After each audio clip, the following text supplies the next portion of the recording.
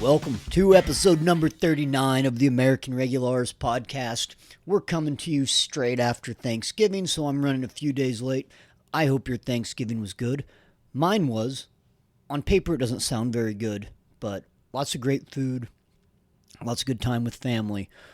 But a lot of my Thanksgiving vacation was sitting unsuccessfully in a deer blind, which is still enjoyable, but I had no luck or skill. And I'll let you guys decide on that.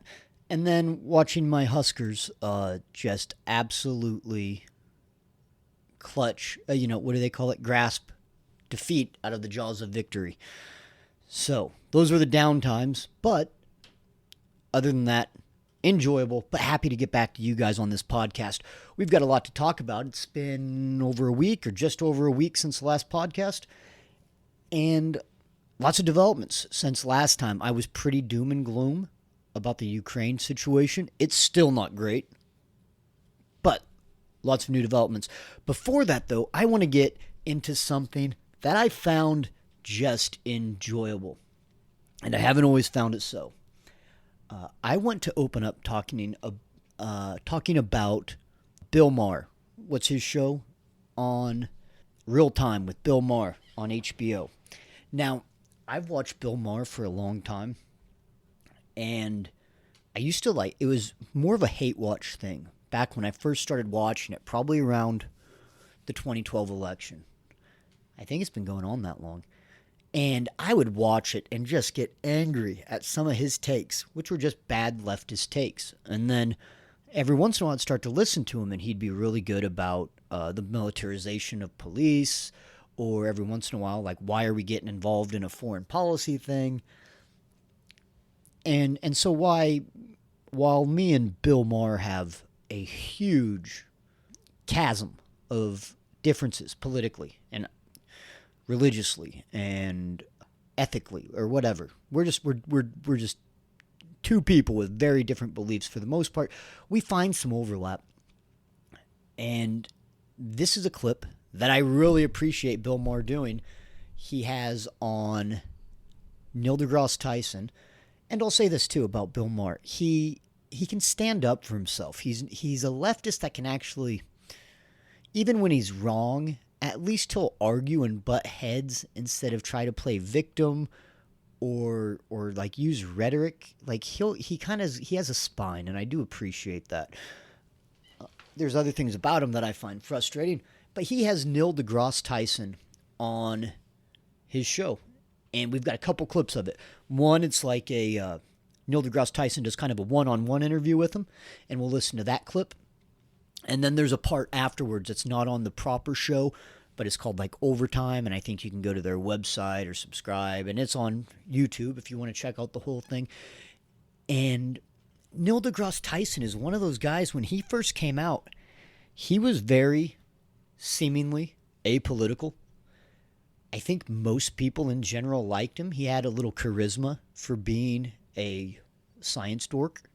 He speaks pretty well on it, and I kind of liked him at first, and as his fame got bigger, his ego did as well. I remember I was really excited the first time he was on Joe Rogan. I was like, this is going to be cool.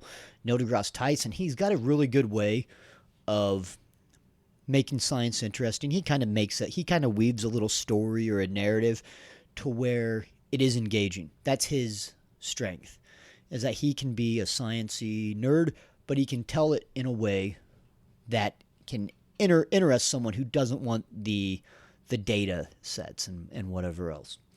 And I was excited about him being on Rogan. And I think the first time I listened to it, I go, you know what? This guy interrupts Rogan a lot.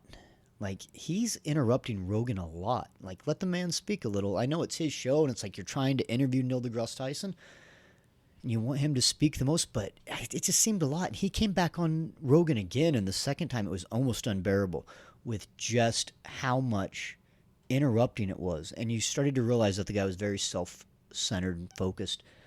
And then at some point, I think he got Me Too'd during the Me Too movement, or at least an accusation came out. And after that, he went from being a guy that delivered interesting narratives and takes or stories about how science is and why it's interesting into a partisan hack where he would speak to whatever the prevailing narrative of the general media and government was, but he would just say, hey, but, I'm saying it from a science perspective, even though it wasn't, and one of those Bill Maher touches on later. So, anyhow, while I've always had a begrudging respect for Bill Maher, Neil deGrasse Tyson has really lost favor, and so I think anyone on the right, neither of these guys are on the right, but I think anyone on the right has to watch this clip, or in this case right now, you're going to listen to it, and you'll just have to tip your hat to Bill Maher.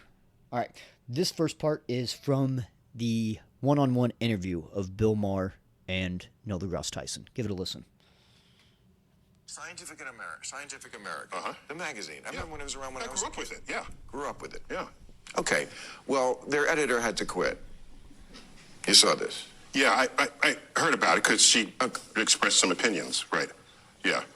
Okay, sure, but it sure didn't sound scientific. It didn't sound like the person I would want to be running Scientific American. Okay. It was a rant on Twitter. Okay, I could read it to you. It's really ugly. I apologize to younger voters that my Gen X is so full of fucking fascists. Okay, I'm not. Okay, I'm not a gasket right there. I'm not for. All right. Yeah. I'm not for canceling anybody on either side. Yeah. So But here's what I think is the scandal. What? This is in Scientific American. Yeah. Less than a year ago. Inequity between male and female athletes is a result not of inherent biological differences between the sexes, but of biases in how they are treated in sports. That's nuts. And it sure ain't scientific, and it's in Scientific American. And that's why the Democrats lost the election. It's true. Bill, every 20 minutes on your platform, you come up with another reason why the Democrats lost. You already have the answer. They lost the election. So anything you say is why they did it. First of all, you don't watch this show, so you don't know that. I know you don't, and it's okay. But you talk as if you do, and you fucking don't. And that's okay. Just don't bullshit me. That's the one thing people can't ever do on this show is bullshit me. And that's fine. But I don't say that. I have very good reasons. But engage with the idea here. What I'm asking is, Scientific American is saying, basically, that the reason why an WNBA team can't beat the Lakers is because of societal bias. What you're saying is not Scientific American says that. An editor for Scientific American says that who no longer has the job. So don't indict a 170-year-old magazine because somebody... Okay, this is called Scientific American, and they're printing something because someone enters the cesspool that is social media and then participates in that exchange. So why can't you let's just talk about science? Why can't you just say this is not scientific and Scientific American should do better? Well, does she still have her job? No, not because of this. I said the scandal is not her tweet. The scandal, because that was like a year ago, was it? Which one was a year ago? I think a year ago, women still couldn't beat men in basketball or any other sport. And it wasn't because of society. You don't see a problem. By the way, long-distance swimming, women might actually have the advantage. You can look into that. Yeah. All right. So let me try to give Neil deGrasse Tyson a smidge of credit there. The lady doesn't have her job after that. Now, and I guess it wasn't published in the paper, but when you're at a big body like that, you represent it. You're representative of it, and Bill Maher says, yeah, she wasn't fired for this dumb take on women in sports.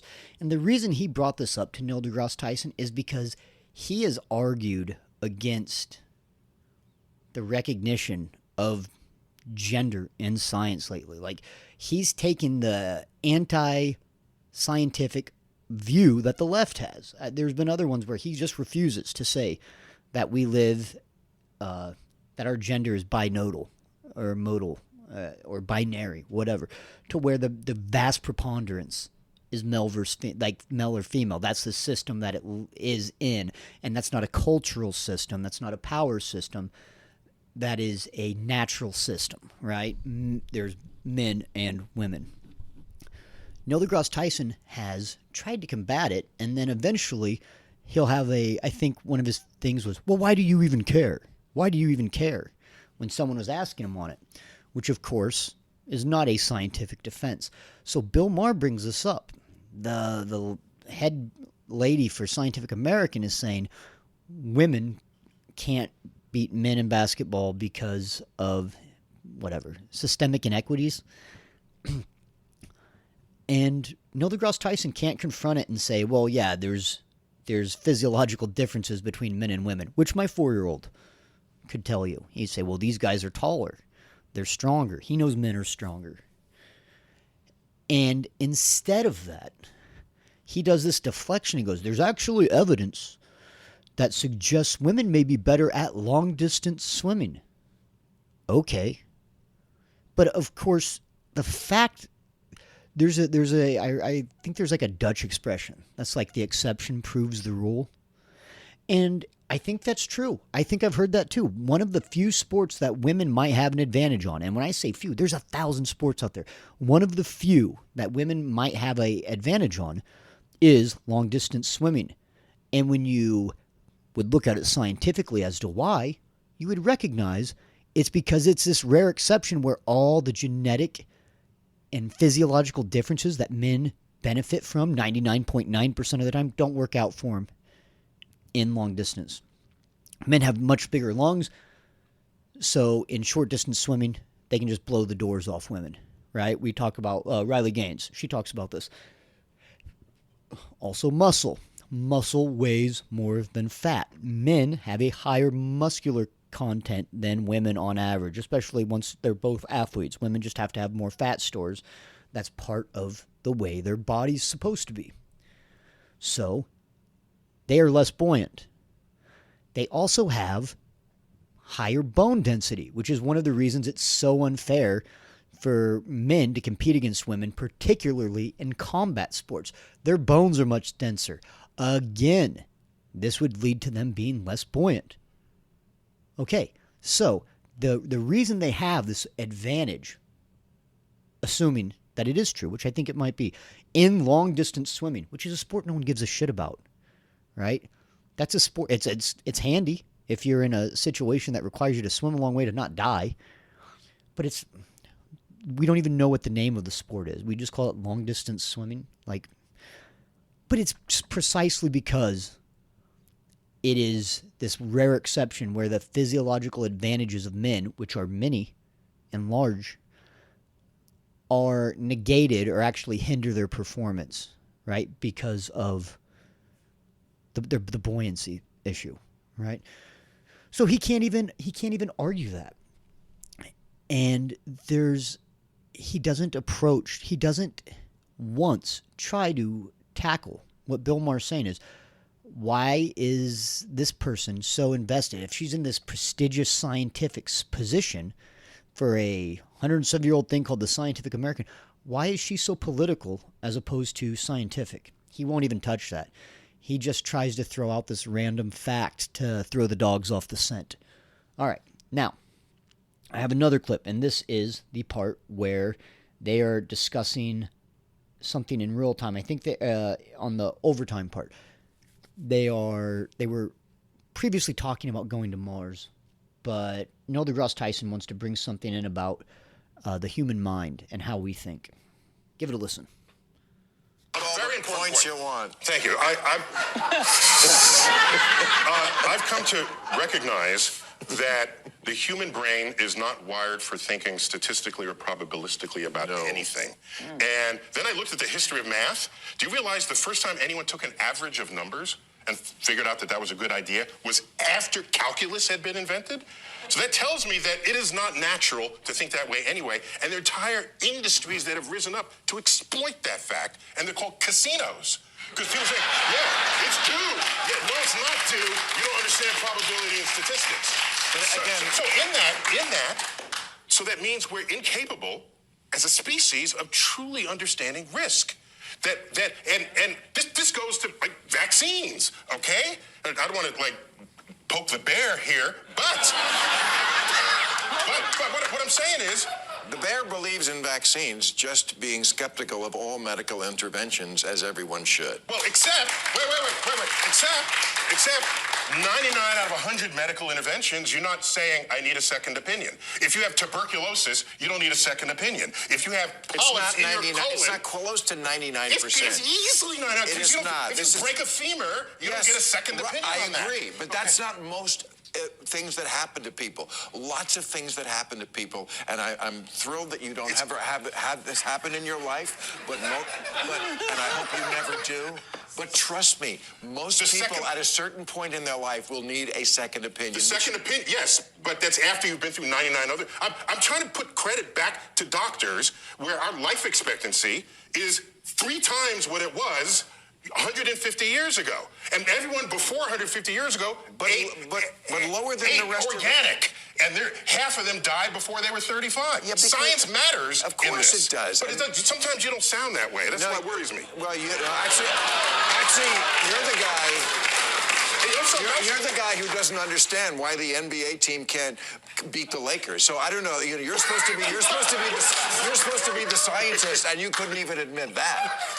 And as far as medicine goes, I could talk to you this about all day. But again, we do have a party to get to. But this is not your field. You're not a doctor. No, but I'm a scientist. Excuse me. Yeah, that's not a doctor. No, hold on. That's not a doctor. I'm a scientist who knows probability When I statistics. get a goiter on Uranus, I'll call you. No, don't call me.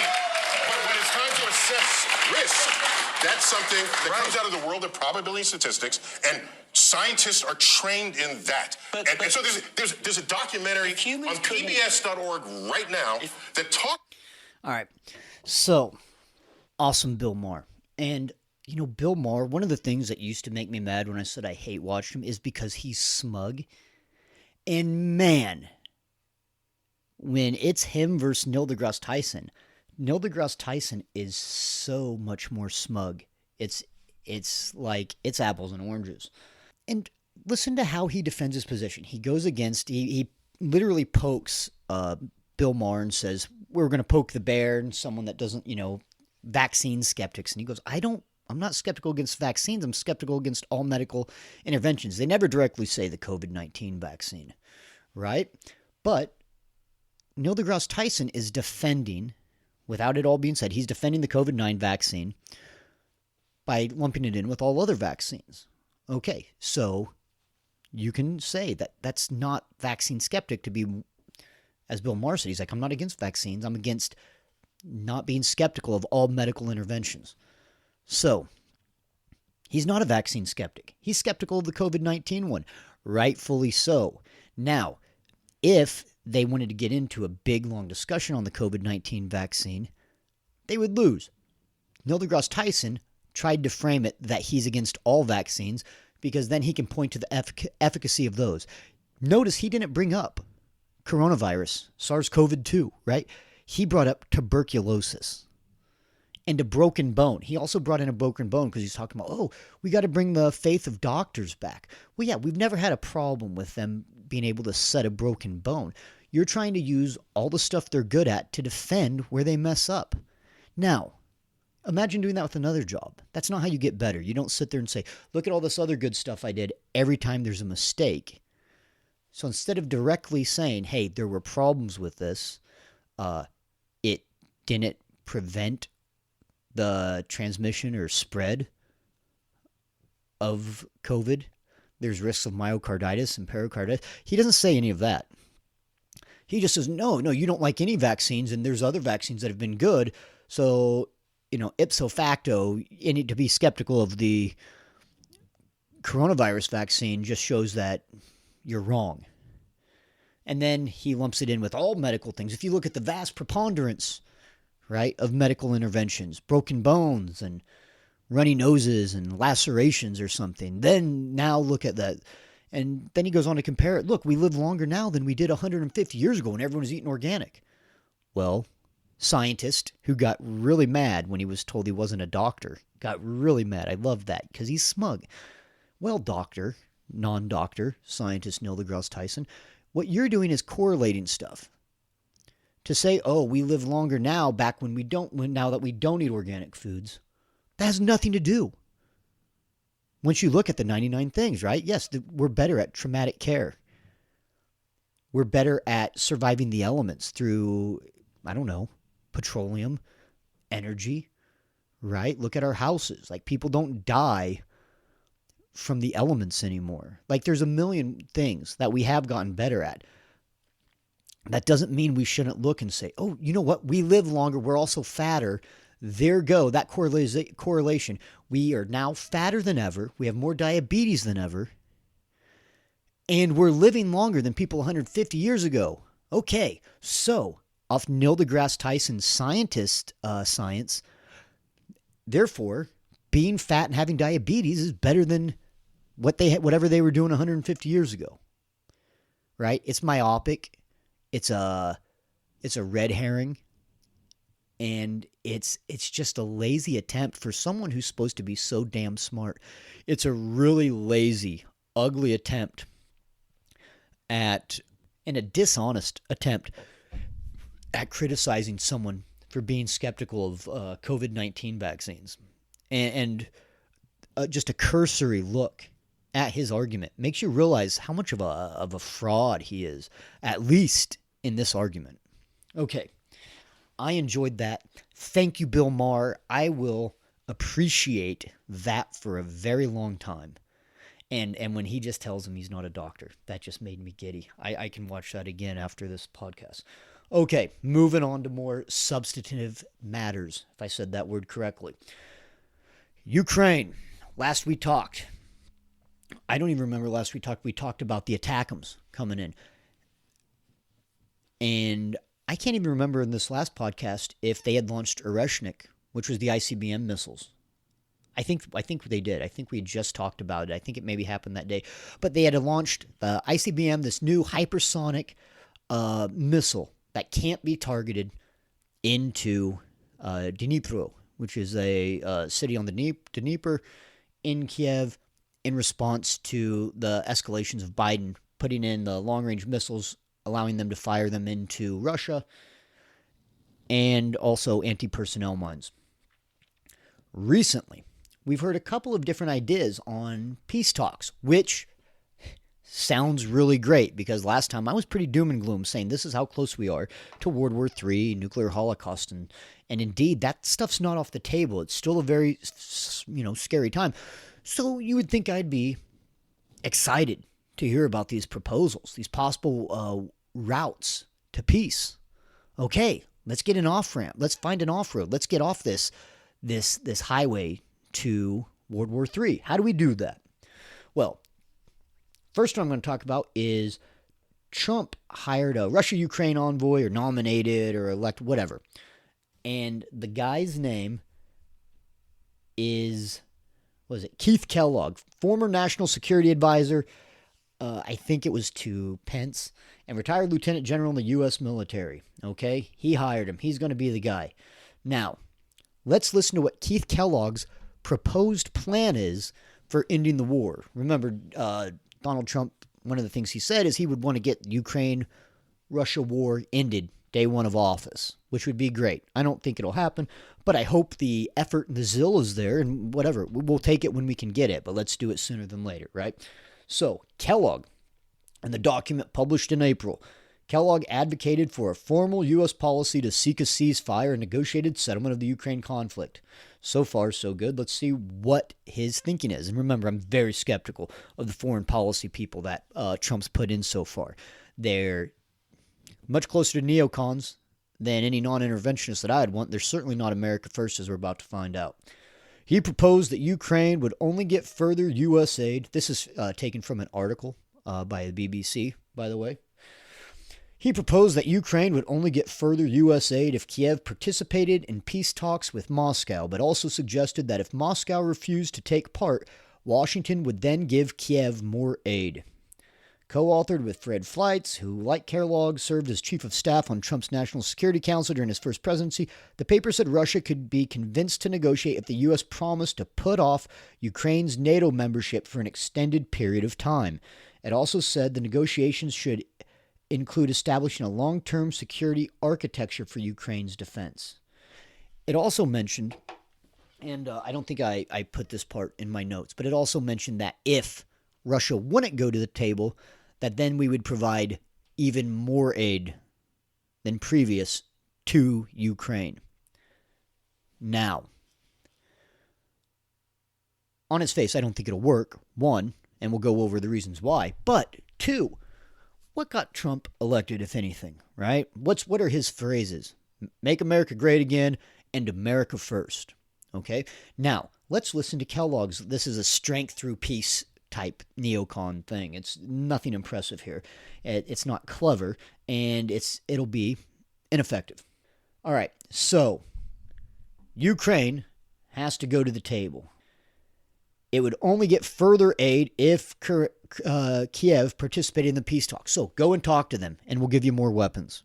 That's not America first. That's business as usual. All you have to do is go talk to them, and we'll give you more weapons. Okay. And then, I did part that down. Then it also suggests that if Moscow refuses to take part, Washington would give Kiev more aid. So if Russia says, we're not going to take part, we're not interested in your immediate deal, we're going to give you even more aid. But if they even do talk, but then Kiev affirms to talk, we're going to give you more aid. Right? So it's just more deep spending, more interventionism, more proxy war, leading towards World War III. Dumb. It's not creative. This is as dumb as anything. And we talked, recently, Waltz said he was having conversations with Blinken and Jake Sullivan, and he was like, oh, we're hand in glove. We've been talking, we're hand in glove. They're right, step in step. Same policies as before. They think this is what Kamala lost the election for. They said, what would you do differently than Biden? She's like, nothing comes to mind. He's been nailing it. Just great job.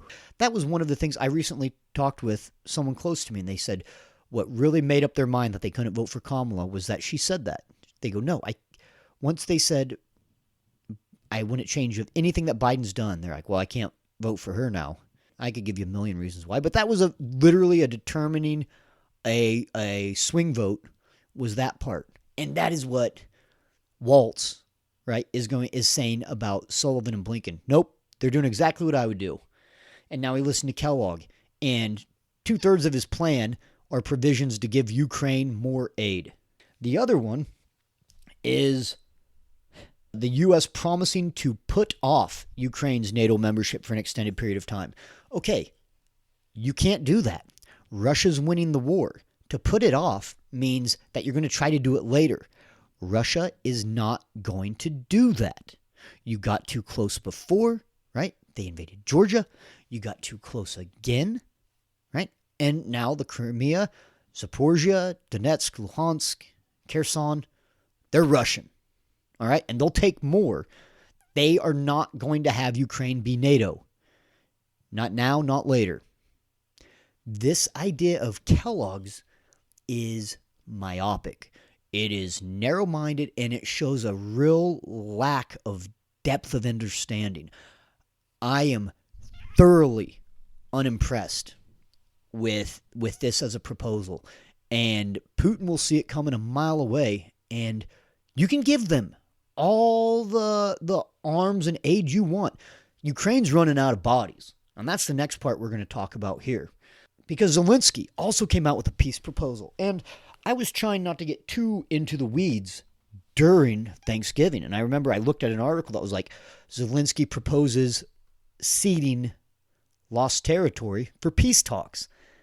And I was talking to my father. I was like, well, that's good news. I'll take that. Let's get this war over. Let's get these people to quit dying. Let's get off this road to potential nuclear disaster. I was excited. And then I watched a video by Daniel Davis, who is just great. Watch his videos. His knowledge is good, and a lot of what I'll be saying will be influenced by what I heard from Daniel Davis. He's great. I think he's got a website called 1945 or something like that, and I think he does a really good job breaking this stuff down. So if you want to listen to more past this podcast, he's one of the guys I would definitely suggest listening to. So we are going to listen to Zelensky talk about a peace proposal. And let's see what this thing actually entails. Because the media headline sounded pretty good. It got me a little bit excited until I listened to this. One alternative, perhaps, again, this is reported from the United States, and it's fairly simple, really, is that Ukraine joins NATO, but Russia takes control and keeps the land that it has to date. Would that be a possibility?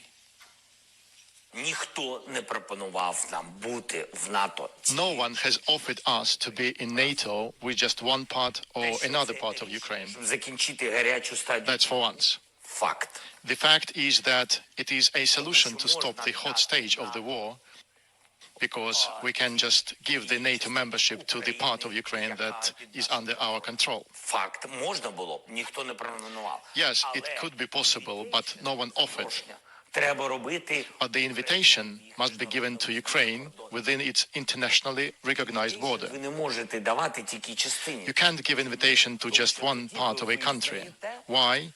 Because thus you would recognize that Ukraine is only that territory of Ukraine and the other one is Russia. So legally, by law, we have no right to recognize the occupied territory as territory of Russia. And here, we must not make any mistake. But if we want to stop the hot stage of the war, we should take under NATO umbrella the territory of Ukraine that we have under our control. That's what we need to do fast. And then Ukraine can get back the other part of its territory diplomatically. So let me summarize what he's... All right. So what he's saying is, first off, hey, what if you could join NATO and Russia keeps the land? Would you do that? And he says, well, basically he says no. He goes, first off, no one's all asked us that. We would like to be under the protection of NATO.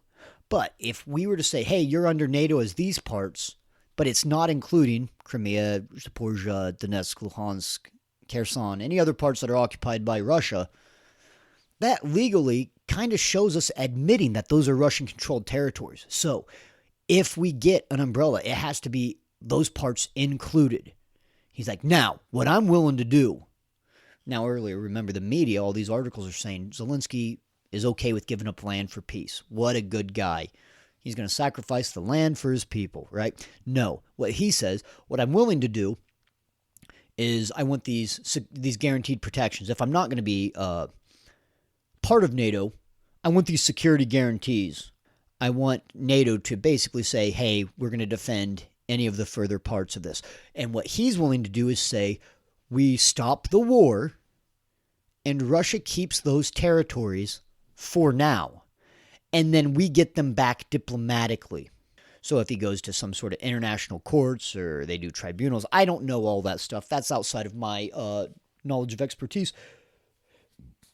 So what Zelensky's saying is, we'll be under NATO in all but name, which is why Russia attacked, and we'll stop the fighting, and then we'll get the land back later.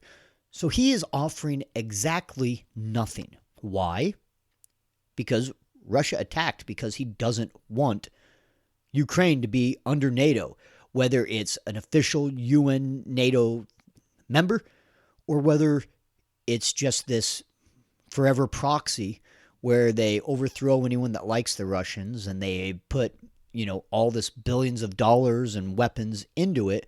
That makes no difference. That's why he invaded. So he's going to say, okay, you can get more of that. The reason I invaded, you guys keep doing that, or more so. Okay, check. Not a great start.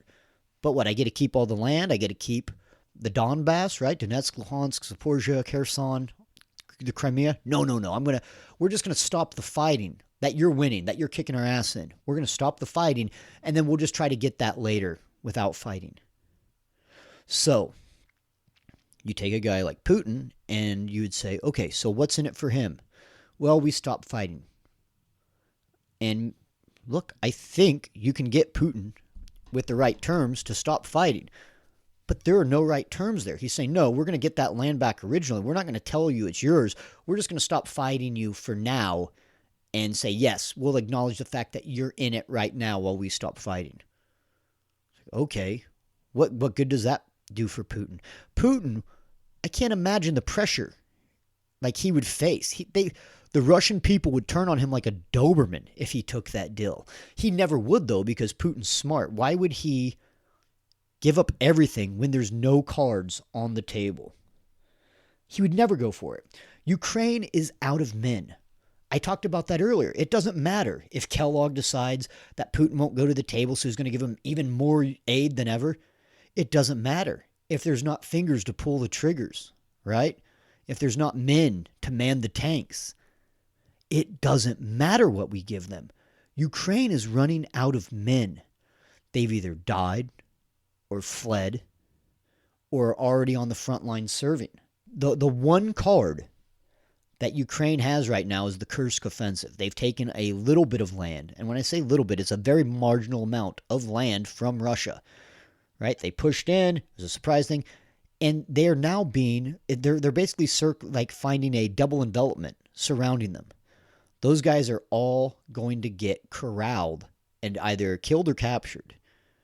So the only card they hold is a ticking time bomb. They're trapped. That's their only card. They're trying to hold on to that ground to leverage it to get back some of their ground. So they don't even mention that part. I think Putin would just still say, no, I'm going to take this back slowly and all your guys there are going to die. So I don't need to give up anything for Kursk. I'm taking Kursk back and then you'll have no cards. On top of that, the Sereshnik missile, which means hazel tree in Russian, just for your information, is a game-changing weapon. And they're saying, look, you wanted to bring these ATACMS and Storm Shadow missiles into it. Well, here I am. I can attack you whenever I want. And if the Western allies, if NATO countries want to keep doing it, I can attack them too because we're recognizing it. I don't think he will do that because his position's too strong. He doesn't want them to have any leverage and more people resolute or engaging into the Ukraine war would be bad for Putin, right? When you look at it, the alliances are going, everything's going away from Ukraine. Russia's alliance with North Korea is getting stronger. They've got troops in eastern Siberia, possibly closer to Kursk. They're bringing them in. Okay, they've got these guys. They're bringing them in. The alliance is growing stronger. I can't speak necessarily for China. With stuff ramping up in the Middle East, the Iran alliance will only be stronger. Now, you look at the Ukraine side of this. Look at the NATO countries. Turkey is all focused on the Middle East right now. Germany is wary. They've spent enough and they said, we're done. We don't want to spend any more.